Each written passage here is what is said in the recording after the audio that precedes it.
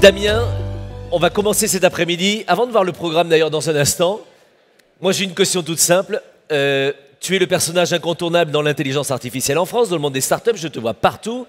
On me parle de toi à l'Elysée, on me parle de toi dans les grands rassemblements. Mais finalement, j'aimerais savoir ce qu'est Startup Inside. Qu'est-ce qui fait que Startup Inside est devenu vraiment incontournable? Raconte-nous. Alors, peut-être commencer par un petit mot pour cette conférence Humanize. Oui. Ça me tient extrêmement à cœur d'avoir créé Humanize avec Marie de Workwell et Maxime de WeWork, puisqu'en fait, c'est une façon de rassembler les acteurs différents de l'écosystème pour imaginer le futur du travail. Oui. C'est-à-dire qu'on a eu, on l'a dit, des architectes, on a eu des écrivains, la moitié du CAC 40 est avec nous, on a finalement des entrepreneurs. Tous ces profils, toutes ces personnes différentes travaillent ensemble pour imaginer le travail de demain, imaginer le futur du travail. Et donc, c'est aussi très important, c'est que finalement, mon métier et notre métier chez Startup Inside, Oui. c'est de rassembler des écosystèmes pour qu'ils innovent ensemble. Très bien. Donc voilà, ça c'est le point le plus important. Et finalement, en quelques mots, Startup Inside, la belle promesse, nous créons l'expérience entrepreneuriale, l'expérience startup dans les grands groupes. Pour donner la petite histoire, en fait, depuis à peu près 2010, on accompagne des entrepreneurs pour qu'ils transforment des idées en start-up. On a accompagné plus de 6000 entrepreneurs pendant tout ce temps-là. Waouh. Eh bien, il y a 3 ans, on s'est dit, et si maintenant on accompagnait des collaborateurs de grands groupes à vivre l'expérience entrepreneuriale pour qu'eux-mêmes puissent finalement devenir intrapreneurs, ou en tout cas devenir des collaborateurs réengagés, qu'ils aient envie en fait de contribuer, de proposer des idées dans un grand groupe et de construire des projets en interne. Et donc c'est ça en fait l'histoire Startup Inside, c'est d'accompagner les collaborateurs de grands groupes à innover en équipe et à finalement transformer des projets internes qui fonctionnent. C'est une jolie aventure, jolie promesse. On parlera d'ailleurs dans quelques minutes d'entrepreneuriat, notamment avec 2 prochains invités. Christophe Foleny-Duc. Moi, je vous ai connu dans une autre vie, cher Christophe, à la tête d'une belle agence de communication. Je vous ai vu ensuite à la tête d'Engagement Makers. Mais je parle déjà au passé, puisqu'en fait, vous venez d'être racheté par Damien à côté. Mais juste un mot, Engagement Makers, c'était quoi?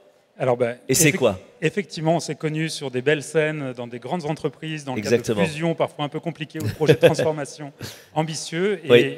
en accompagnant en communication des grands projets d'entreprise, je me suis rendu compte qu'il y avait souvent des règles non écrites, des croyances profondes qui Oui. allaient être presque des déterminants de l'acceptabilité d'une campagne de communication, d'un plan de formation que les gens ne connaissaient pas. D'accord. Et j'ai choisi avec Engagement Makers d'aider les entreprises à expliciter ces traits de leur culture, de leur identité qui permettent de mobiliser les équipes, d'accueillir des talents, d'accompagner les transformations. Et donc, en un peu plus de 2 ans, c'est une dizaine de missions qui m'ont aidé, soit avec des comités de direction, soit avec des directeurs de la communication, soit des directeurs des ressources humaines, à apporter des réponses à des questions de conformité, des questions de collaboration, des questions d'accompagnement de l'innovation et de l'open innovation. Oui. Et comme ce n'était pas assez, que je m'ennuyais un petit peu tout seul en tant que conseiller très indépendant, après avoir été conseiller en communication, j'ai mis le pied dans des challenges d'open organisation organisés par Damien et Lorenzo Oui. il y a 5-6 ans, comme juré, puis comme mentor, puis comme facilitateur. Très bien. Et pourquoi ce rachat finalement l'un et l'autre? Pourquoi ce mariage? Alors en fait, là, je vais faire une réponse un peu de l'écosystème.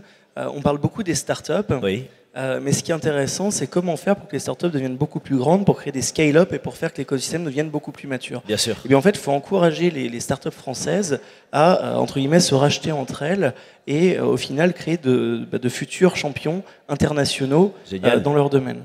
Et donc ça, c'est un principe qu'on essaie de s'appliquer à nous-mêmes. Et donc chez Startup Inside, on a une ambition, on est d'ores et déjà présent dans 4 pays et ce qu'on veut, c'est devenir un leader international de l'intrapreneuriat et de l'acculturation des collaborateurs aux méthodes de travail innovantes. Ça, oui. c'est notre ambition. Et c'est pour ça que finalement, la brique de la culture d'entreprise et de l'engagement du collaborateur est extrêmement importante dans cette ambition. Et c'est pour ça qu'on a souhaité faire ce rapprochement avec Engagement Makers.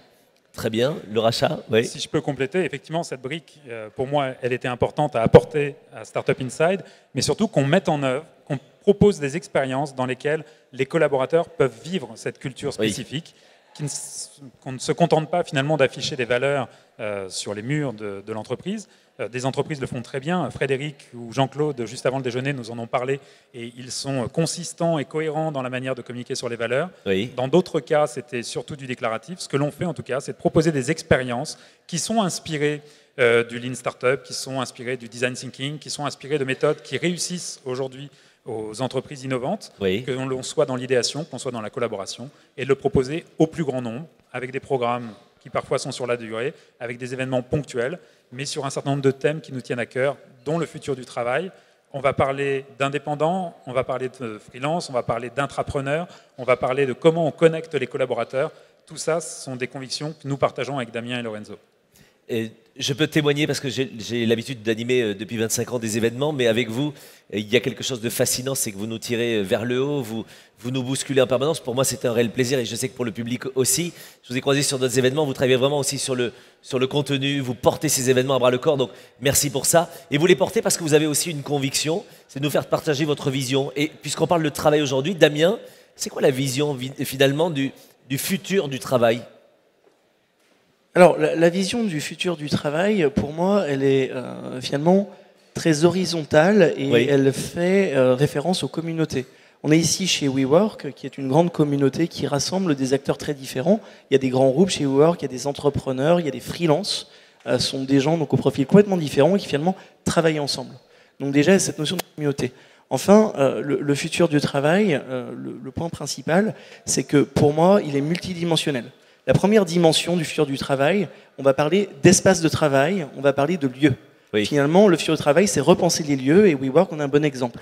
Des lieux plus collaboratifs, plus accueillants, plus à l'écoute des personnes qui sont dans le lieu.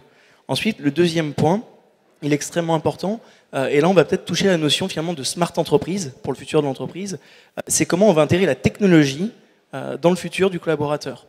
Je le disais hier sur BFM, en fait sur le sujet, on imagine actuellement que Microsoft crée un petit assistant virtuel qui va permettre aux collaborateurs d'avoir un petit conseil en permanence, comme un coach personnel, qui va lui dire « Ah, attention, cette semaine tu as fait 42 rendez-vous business, c'est beaucoup trop et tu mets en péril l'équilibre de ta vie privée avec ta vie professionnelle. » Ça, c'est un exemple de comment la technologie, comment l'intelligence artificielle va pouvoir accompagner un collaborateur au quotidien. Donc finalement apporter du service. Et donc la deuxième dimension du futur du travail, c'est la technologie. Et enfin, la troisième dimension du futur du travail, et c'est celle-là sur laquelle nous travaillons chez Startup Inside, c'est les façons de travailler. Oui. C'est-à-dire que demain, on travaillera différemment. Demain, on travaillera de manière beaucoup plus collaborative, beaucoup plus ouverte. On va aplatir la hiérarchie. Ce qui est intéressant, c'est que nous, qu'est-ce qu'on fait ? En fait, on prend les méthodes de travail qui sont utilisées chez les startups, donc le design thinking, les méthodes agiles, etc. Et ces méthodes-là, en fait, on les applique, on les diffuse dans les grandes organisations, dans les grands groupes. Et ça, en fait, très simplement, ça permet de construire la façon de travailler de demain. Puisque dans tous les grands groupes, dans toutes les grandes organisations de demain, on travaillera comme dans des startups, c'est-à-dire on travaillera en manière collaborative, on travaillera en équipe, avec des équipes différentes, et on va finalement appliquer ces méthodes. Voilà. Et pourquoi pas aller vers de l'intrapreneuriat. On se pose toujours la question. Aujourd'hui, alors j'ai plus le chiffre précis en tête, mais il y a une part très forte des collaborateurs dans les grandes structures qui sont désengagés. Comment faire pour les réengager ? Comment faire pour réenchanter leur quotidien et leur donner envie de croire dans leur entreprise ? Et bien finalement, en changeant la façon dont ils travaillent. Christophe, une réaction ? On a effectivement 2 fois plus de personnes qui sont désengagées que de personnes qui sont réellement engagées dans les entreprises. Et donc, par rapport à tout ce que vient de dire Damien, bien évidemment, je suis aligné. Mais je crois qu'il y a une question qu'on abordera en deuxième partie d'après-midi, qui est celle du sens. Comment je me projette dans le projet collectif, j'apporte moi ma volonté, j'apporte mes compétences pour qu'on réussisse ensemble. On va voir le programme et on termine avec la visite de la ministre du Travail que l'on rencontrera sur scène, Muriel Pénicaud, à votre invitation. Qui nous parlera certainement d'entreprise à mission. Évidemment. Merci beaucoup. Je voudrais qu'on les remercie tous les deux ainsi que toutes leurs équipes. Merci beaucoup.